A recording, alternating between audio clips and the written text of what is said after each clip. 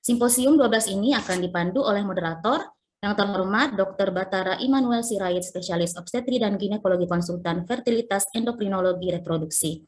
Saya akan membacakan CV singkat dari moderator.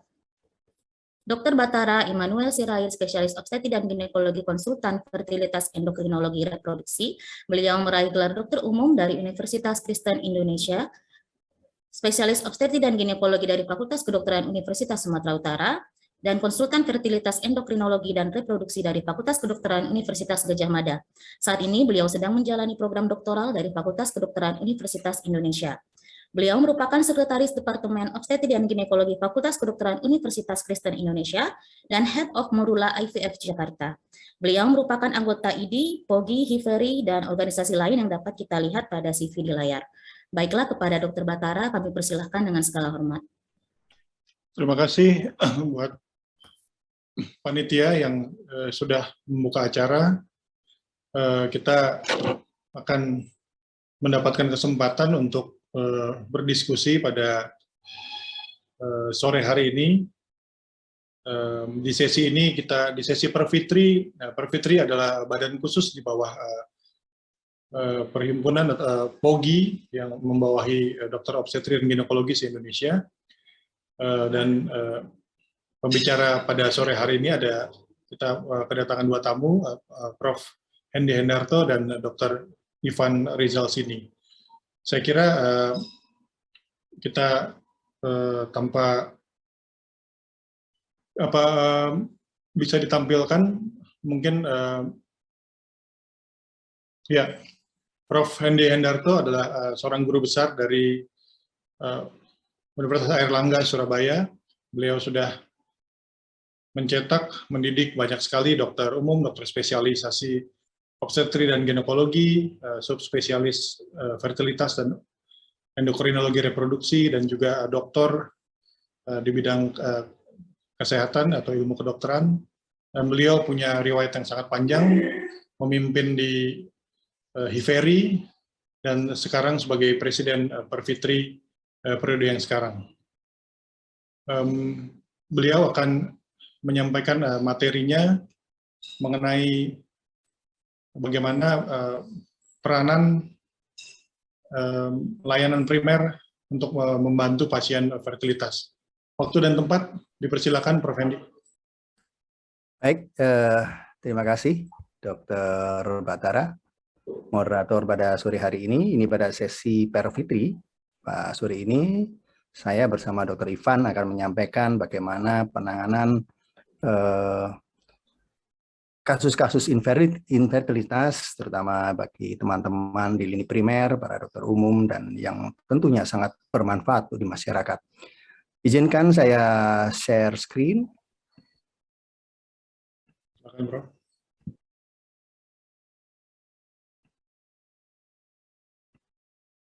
Sudah terlihat ya, Dr. Batara ya? Sudah, Prof.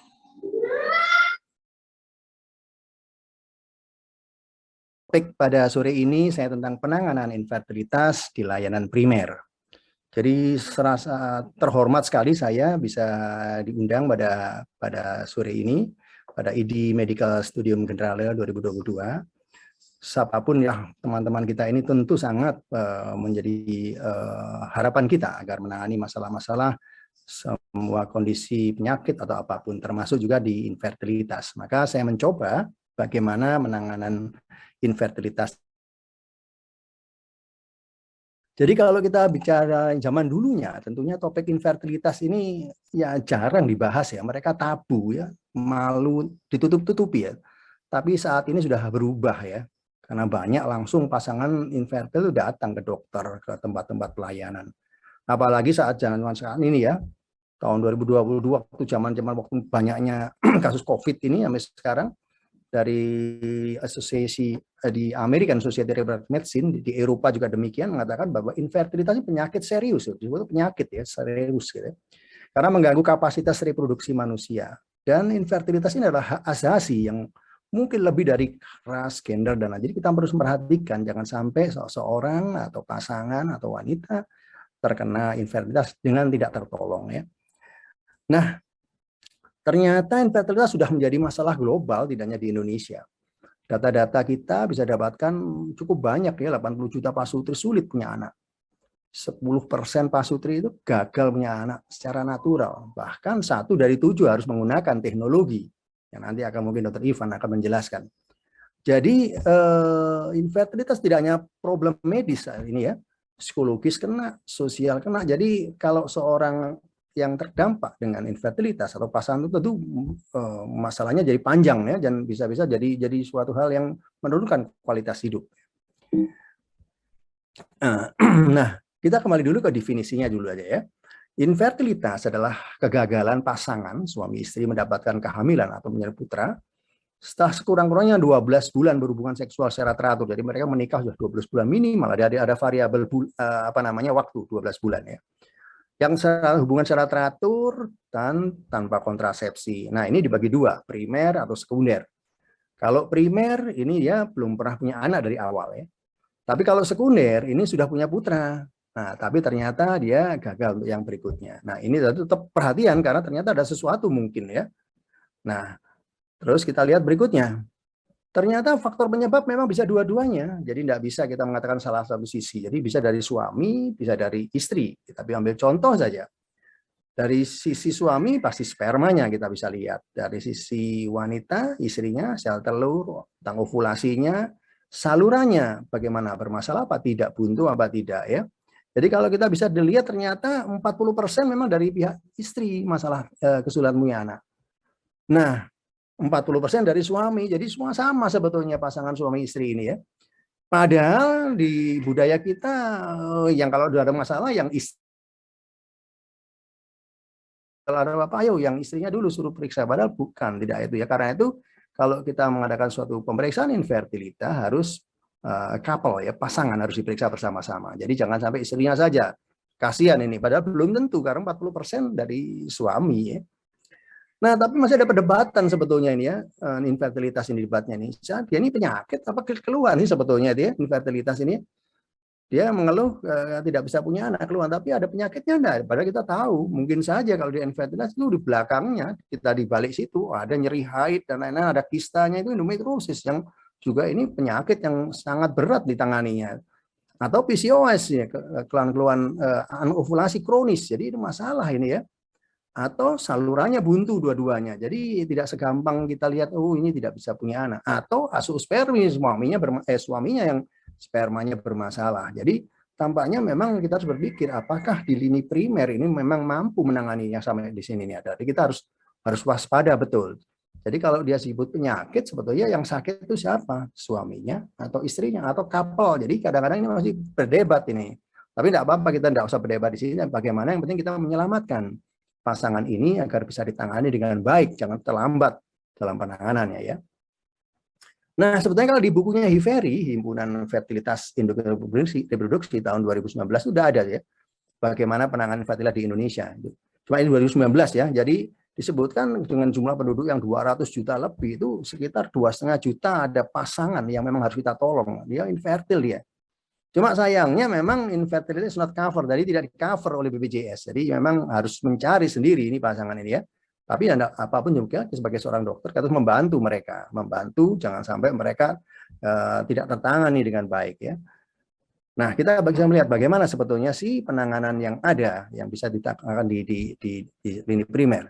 Kembali kalau kita ke BPJS yang bagaimana mengcover penanganan pasien dengan yang ditanggung BPJS, ternyata memang disebutkan ada jenis penyakit yang ditanggung oleh BPJS. Nomor 7 itu pelayanan kesehatan untuk mengatasi infertilitas, memang tidak ditanggung ya, memang disebut demikian. Jadi harus bersiap-siap penanganan ini untuk mandiri untuk menangani infertilitasnya ini ya. Memang disebutkan bahwa infertilitas ini adalah istilah medik yang merujuk ketidaksuburannya organ reproduksi akibat suatu kondisi medis, hingga dia susah mendapatkan keturunan. Karena itu sebetulnya disebutkan di BPJS bukunya itu ya. Memang sudah diobati, namun BPJS tidak menanggung biaya masalah ini. Nah, ini menjadi perhatian. Jadi betul-betul harus kita berhemat ini, jangan sampai karena kalau sudah sampai ke masalah yang disease yang tadi ada endometriosis, ada PCOS atau salurannya buntu, ini menjadi banyak sekali hal yang harus ditanggung biayanya ya. Baik, nah ini kira-kira ini di buku UVRI tadi 2019 ini disebutkan memang ya. Layanan primer itu ada, sekunder di atasnya ada, tersier. Jadi memang ada dokter umum di situ disebutkan, memang bukan tanpa peran beliau-beliau itu ya. Teman-teman kita ini ada. Tapi ada persyaratannya ya. Di mana lama infertilitas tidak lebih dari 24 bulan. Jadi kalau udah 2 tahun lebih ya jangan ditunggu di lini primer, di puskesmas atau apa. Dengan juga usia pasangannya ya. Kalau sudah di atas 30 ya jangan ya. Sudah pengobatan kalau sudah lebih dari 6 bulan dan itu ya jangan ya. Apalagi terdapat faktor risiko belakang patologis dari yang baik pria maupun dari istrinya. Jadi kalau demikian sebaiknya dirujuk. Jadi layanan primer harus menangani hal-hal yang awal dulu, jangan sampai terbengkalai. Harus segera dirujuk untuk mendapatkan penanganan yang lebih baik. Di lini sekunder nanti ada di sana ada teman-teman SPOG, urologi, andrologi, di mana dia menangani ada yang hal-hal yang perlu ditangani dengan baik. Tapi kalau bisa harus langsung ke tersier, di mana ini penanganan yang lebih detail di sana ya, komprehensif. Konsultan, fellowship, dan yang ada di situ. Nah, memang khusus dididik untuk penanganan khusus teknologi reproduksi berbantu. Nanti Dr. Ivan akan menjelaskan di sini lebih detail ya. Tapi apapun ingat terus ditangani. Bahkan kalau perlu mereka bisa langsung ke tersier kalau memang dia memang dibutuhkan ya.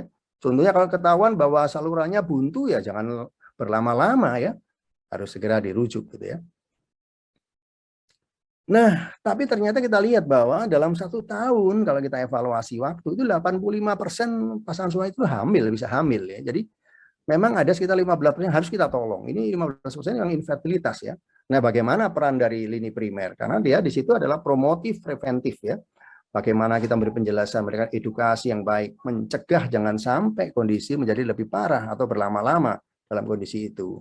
Jadi ini peran teman-teman di lini primer. Apa saja yang bisa diperankan di sini?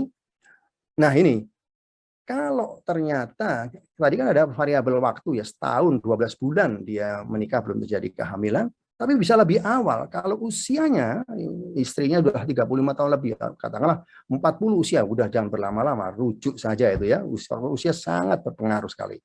Atau gangguan-gangguan haid, ada oligomenore, amenore, perdarahan abnormal sudah, kalau ada gangguan haid ini pasti kemungkinan rasanya masalah di ovulasinya ya, jadi tadi itu harus segera dirujuk. Atau diketahui ada kelainan tuba, katakanlah dia nyeri haid, ya sering infeksi keputihan dan lain-lain, mungkin ini ada jangan-jangan ada masalah di saluran tubanya. Atau partnernya, suaminya memang sudah ketahuan bahwa ada masalah dari spermanya. Jadi kalau sudah ada masalah ini jangan nunggu setahun baru dievaluasi, tidak ya. 6 bulan atau apa lebih cepat lagi kalau agar kita tidak terkendala dengan waktu nantinya. Nah, ini yang berkembang di masyarakat, hati-hati ya. Mereka sekarang hati-hati menunda menikah ya, karena mereka ya sekolah yang tinggi dan lain-lain ya, menunda punya anak dulu berkarirnya tinggi, hati-hati. Ya, ini ada sudah ya, paradigma ini mulai muncul di masyarakat kita, di masyarakat barat sudah ada ya. Mereka baru mau berpikiran untuk menikah atau punya anak setelah usia 40 tahun. Nah, ini justru merepotkan karena kondisi berbeda sudah ovarium telurnya itu ya. Kita bisa melihat dari grafik dari Brookman ini ya 2009, ini menarik ya. Jadi ada jumlah folikel di sisi ini telur-telurnya, kemudian usia. Dengan bertambahnya usia kan menurun jumlahnya telur ini ya, makin turun. Nah, ini hati-hati, dia 50 Indonesia rata-rata 50-51 menopause dia. Nah, sudah masuk 40-50 ini hati-hati, end of fertility ya. Di sini bisa habis ini. Karena kesuburan itu time sensitif disebutkan begitu ya. Hati-hati kalau sudah usia-usia mencapai masa-masa ini 40 ini sudah berbahaya sekali. Lampu kuning, bukan lampu kuning, sudah telurnya kualitas menurun ya, nanti bisa dilihat nanti ya. Apalagi kita punya patokan 35 sekarang risiko tinggi. 35 itu sudah menurun kualitasnya. Jadi pada teman-teman di lini primer untuk usaha promotif preventif ini paling satu lihat usia deh. Lihat dulu deh. Kalau datang kalau sudah usianya dah di atas 35, nah ini hati-hati sudah. Jangan berlama-lama, mungkin sebaiknya dirujuk saja ya. Time sensitive itu lagi ya. Nah, apa saja pemeriksaan dasar yang dilakukan? Sebenarnya banyak pemeriksaan dasar, tapi tidak semua bisa dilakukan ya, karena memang betul-betul ini banyak dan bervariasi. Pilihan diagnostik itu macam-macam ya. Apalagi sekarang ada teknologi IVF, teknologi reproduksi berbantu, usia, nah ini menentukan. Dulu berpikiran kita tuh Diagnostiknya apa sih orang ini sebetulnya ya pasangan ini, tapi sekarang ada prognostiknya. Apakah pemeriksaan kita itu mempunyai prognosis untuk terjadi kehamilan? Nah, ini kita lihat nanti di sini. Nah, ternyata kita bisa membaca dari suatu buku di biologi endokrinologi bahwa medical menopause itu evidence based protokol. Berdasarkan evidence based itu jangan banyak-banyak yang dilihat ya. Nah, dia mengatakan ada 3 simple guide untuk klinisi pemain infertilitas ya. 3. Pertama adalah faktor sperma, kita lihat aja kalau ada masalah sperma ini hati-hati ini ya. Kemudian ovulasi tadi disebutkan. Ovulasi jelas ya, kalau paling gampang kalau dilihat ada gangguan haidnya kacau dan lain-lain sudah jangan berlama-lama di lini primer. Rujuk saja promotif prevensinya ya. Atau kita bisa tahu juga patologi kelainan-kelainan tuba. Nah, di sini ini kalau 3 ini kita evaluasi ternyata ada masalah, sebaiknya kita rujuk saja. Jadi kalau bagaimana kalau datang ke lini primer? Pertama kali ada 4 yang harus kita lakukan. Pertama, anamnesis. Nomor 1 anamnesis sudah. Dengan anamnesis 70-80% kita bisa diagnosis sebetulnya masalahnya apa. Riwayat medisnya, bagaimana haidnya, histori dan lain-lain. Kemudian kan kedua fisik. Kalau memungkinkan kita cek fisik ya. Konseling pranikah. Nah, kemudian sambil berjalan itu kita menginstruksikan waktu sanggama yang baik di mana. Kadang-kadang susah loh. Pasangan itu tidak tahu sebetulnya mana sih harusnya berhubungan dan tepat. Yang penting juga pemeriksaan harus as couple. Pasangan ini yang nomor 1 ya. Nah, kita lihat bagaimana sih. Jadi masa subur seseorang ya. Dari haid, kemudian haid berikutnya, ya kalau haidnya teratur, siklus 28 hari, di tengah-tengahnya ini ada masa subur telur itu ya. Jadi sebetulnya masa subur itu prediksi. Kapan dia haid berikutnya mundur 2 minggu, 14 hari. Kalau ini haidnya teratur, tapi yang susahnya kalau haidnya kacau, nah ini tidak bisa jadi patokan ya. Jadi kapan dia harus hubungan itu di sini masa-masa di mana perkiraan ovulasi. Jadi pandai-pandailah kita sebagai di lini primer mengatakan Mbak, Bu, Bapak hubungannya di daerah sini. Ini yang tahu memang pasangan tersebut ibunya terutama ya. Oke, nah kemudian, nah ini penting sekali, anamnesis nomor 1. Jadi kadang-kadang di bagian infertilitas itu paling susah kali. Kita akan ngomong banyak ini ya, kadang membosankan kalau tidak suka pada infertilitas. Sudah pernah hamil tidak, anak-anaknya berapa, bagaimana sebelumnya, mens pertama usia kapan, ada nyeri haid apa tidak, itu macam-macam ya. Pakai kontrasepsi enggak, lama menikah berapa, kadang-kadang menikah sudah 7 tahun, nah sudah jangan lama-lama sudah ya. Pernah operasi enggak? Ternyata dulu pernah operasi kista 4 tahun yang lalu, 3 tahun yang lalu. Nah, ini jadi anamnesis ini.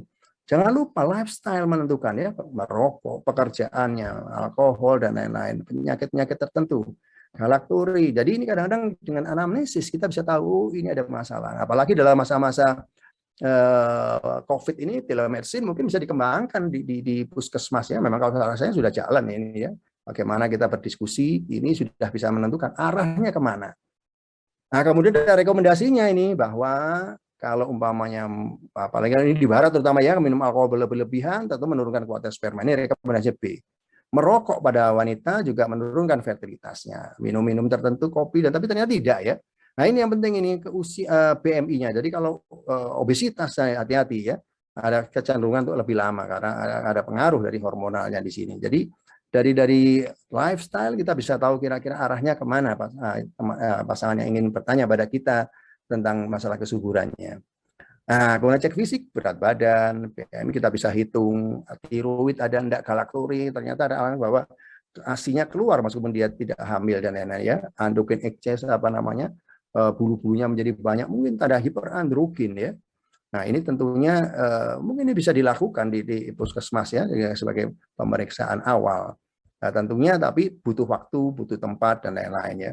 Tapi apapun kita bisa melihat. Nah, dari situ dari American Society of Reproductive Medicine memberikan rekomendasi. Jadi anamnesis dan revisi yang cermat dan tepat. Maksudnya cermat dan tepat. Jadi kalau kita bisa melakukan anamnesis yang bagus, itu 80-90% bisa mengarah diagnosisnya apa. Jadi disebutkan begitu oleh American Society of Reproductive Medicine ini.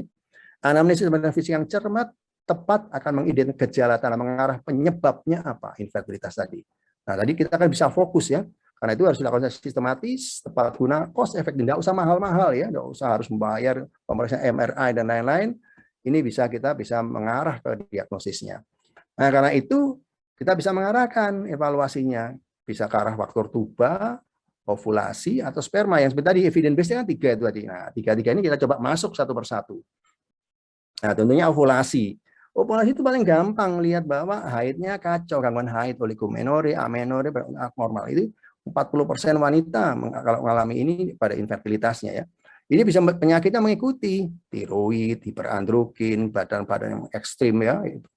PCOS yang paling sering, anuria kronis ini PCOS. Jadi kalau sudah demikian sudah jangan dilama-lama di lini primer, rujuk saja Bu, berangkat aja Bu ke lini sekunder atau bahkan langsung ke tersier kalau memang ternyata ada hal yang mengarah ke sana ya.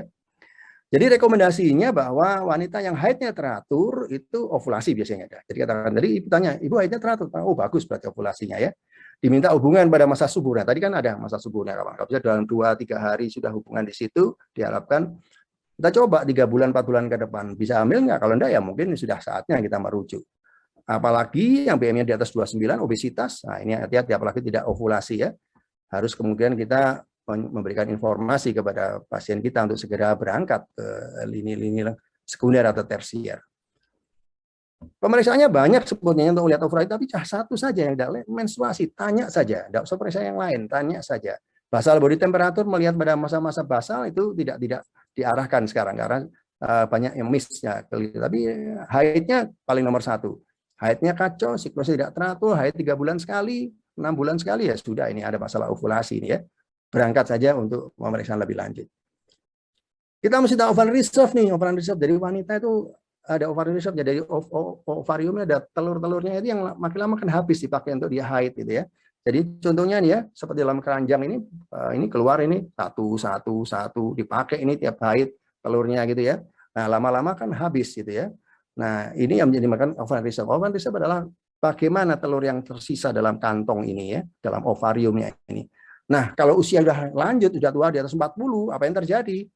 Nah sudah habis telurnya, tidak ada. Jadi cairan ovarium sudah tidak bisa dipakai lagi sudah. Jadi kalau sudah usia 40 repot untuk kesuburan karena telurnya habis, kualitasnya sudah menurun. Nah, yang terakhir mungkin tuba ya. Tuba ini tempatnya salurannya pertemuan ini. Nah, ini penting sekali, tapi susah kita memastikan. Kadang-kadang tanpa gejala tapi salurannya buntu. Jadi cuma kita bisa melihat kondisi tertentu mungkin ada infeksi ya. Karena itu faktor tuba harus kita eksklusi sebetulnya. Tapi kalau di puskesmas, lini primer akan susah. Karena harus laparoskopi, HSG mungkin tidak ada di sana ya. Karena itu mungkin kita harus lihat bahwa kalau dia punya komorbiditas, contohnya dia punya infeksi, sering infeksi keputihan, pernah riwayat operasi panggul dan lain-lain, sebaiknya dirujuk. Mungkin salurannya bermasalah ya. Jadi ada rekomendasi bahwa saluran itu perlu dicek. Meskipun kita tidak melakukan, tapi dari anamnesis saja kita bisa tahu mungkin ini ada masalah di situ. Nah, yang ketiga nih faktor sperma ini sedikit kita sering melupakan ya. Ada manual perasaannya dari WHO ya, mulai dari tahun 80, 87 sampai 2010. Nah, di sini sebenarnya ada lihat 3 berapa sih ada jumlah konsentrasi spermanya, bagaimana geraknya, bagaimana muru bentuknya ya. Kadang-kadang pasien kita datang sambil dok, ini saya hasil dapat sperma tadi bagian tolong dibaca. Nah, ini teman-teman di lini primer mungkin perlu membaca ya. Wah, ini ternyata sudah jumlahnya sudah rendah sekali katanya, ya sebenarnya dirujuk ya. Karena faktor sperma sangat menentukan dari bagaimana terjadi fertilitas ini. Nah, ini sperma tentunya akan membuahi telurnya, kemudian setelah masuk di situ fertilisasi apa yang terjadi? Dia ada fusi menjadi satu ya. Setelah satu kemudian terjadi reaksi kortikal nutup diri. Jadi ada meskipun sperma yang disemprotkan ejakulasi berjuta-juta tapi satu saja yang diterima oleh oosit. Nah, dia akan terjadi kehamilan. Nah, setelah terjadi kehamilan, jadi embrio, kemudian di saluran telur tadi, kalau tidak buntu tentunya, dia akan membelah, terus sampai menjadi sampai blastosis hari ketujuh menempel di situ dia. Nah, ini terjadi kehamilan. Jadi itu tadi kalau semuanya bagus, spermanya bagus, salurannya tidak buntu, sel telurnya baik, ya akan terjadi kehamilan. Jadi itu yang kira-kira bisa dijelaskan pada teman-teman kita di lini primer. Nah, bagaimana belum terjadi kehamilan? Jangan ragu, rujuk saja sudah, jangan berlama-lama di situ. Karena hati-hati dengan usia. Usia 35, kualitas menurun, apalagi udah 40 ya. Pola hidup harus kita beri lagi informasi dari lini primer adalah promotif, preventif, agar pasien kita jangan sampai menjadi berlama-lama hingga dia menjadi usianya menjadi lebih membuat kualitas telur menurun. Ini yang bisa saya sampaikan. Terima kasih teman-teman di lini primer untuk promotif dan preventifnya hingga teman kita, pasangan kita tidak rugi dengan waktunya. Terima kasih. Assalamualaikum warahmatullahi wabarakatuh.